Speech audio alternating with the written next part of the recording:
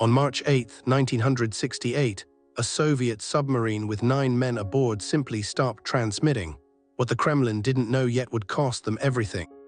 The K-129 was a Golf-class ballistic submarine, one of the Soviet Navy's newest attack platforms. Built in 1960, she carried 3 nuclear missiles and a crew of 83 men. By 1968, she was stationed in Petropavlovsk on Russia's far eastern coast, where the Pacific Fleet kept its teeth sharp and its presence felt. The submarine was assigned a routine patrol mission in early March. Nothing about that order suggested what was about to unfold. March 8, 1968, the K-129 departed Petropavlovsk at dawn. Captain Vladislav Zviechvanetsky commanded the boat. He was 42 years old, a career submariner with a wife and 2 children waiting for his return. The crew settled into the rhythm of underwater life, watch rotations, sonar sweeps, silent running protocol. For the first 72 hours, everything proceeded normally. Moscow received the expected radio check-ins, no alarms, no warnings. But here's what the command staff in Moscow didn't know yet and wouldn't know for days. Something was already failing inside the K-129's hull. The men aboard had no way to predict it. The engineers who built her had no way to prevent it. It was a decision made years earlier in a design meeting by men long since retired or dead. That decision was about to kill 9 sailors. March 11th, Soviet command noticed something wrong. The K-129 missed her scheduled communication window. One missed window could mean anything: bad weather, a malfunctioning transmitter, radio silence for operational security. But it was the first gap in a pattern that had held for 3 days. The duty officer logged it. He didn't panic, not yet. They'd wait and see if she reported in on the next cycle. 6 hours later, no signal. 12 hours later, still nothing. By March 12th, the Pacific Fleet commander faced a choice: assume a technical glitch and wait longer, or assume the worst and launch a search. He chose to wait. He was betting the submarine would reappear. He was wrong. That decision cost him 9 men's lives, though he wouldn't know it for another 5 days. Meanwhile, in the depths of the Pacific, the K-129 had already died. What happened next would be found only in wreckage, in debris fields, in the testimony of water and metal. The submarine had sunk catastrophically somewhere northwest of Hawaii. The exact moment remains unknown. It could have been March 8th. It could have been March 10th. The crew had no chance to send a distress call, no time to surface, no time to do anything but die in the dark. The Soviet Navy finally launched a full search on March 13th.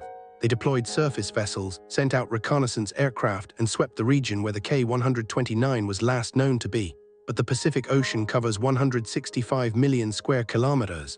A submarine is smaller than a city block. Finding one at the bottom of that ocean in 1968, with the technology available, was like looking for a grain of sand on a beach during a hurricane. By March 15th, the Kremlin accepted what the Pacific Fleet had begun to suspect. The K-129 was gone. 83 men were missing. 9 of them, the command staff, the senior engineers, and the executive officer, were in the boat's forward compartment. That compartment was where the pressure hull was weakest. That compartment was where the water came in first. The official Soviet announcement came weeks later. The K-129 had been lost at sea.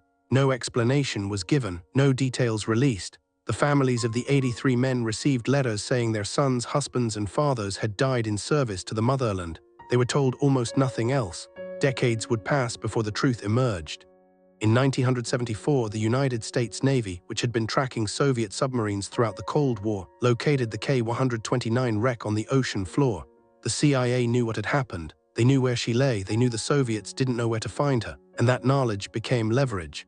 The Americans proposed a secret operation: raise the submarine, recover any intelligence, and return her to the Soviets as a gesture of goodwill. The operation was codenamed Project Azorian. The CIA built a ship called the Glamour Explorer, a massive barge designed to look like a commercial or mining vessel. From 1974 to 1976, the Glamour Explorer positioned itself above the K-129's grave and attempted to raise her using a giant mechanical claw. They succeeded partially. They recovered parts of the submarine, including the forward compartment where those 9 men had died. The remains of the 9 sailors were recovered. They were given a burial at sea in secret by the CIA in 1974. The Soviet Union was not informed. The families were not informed.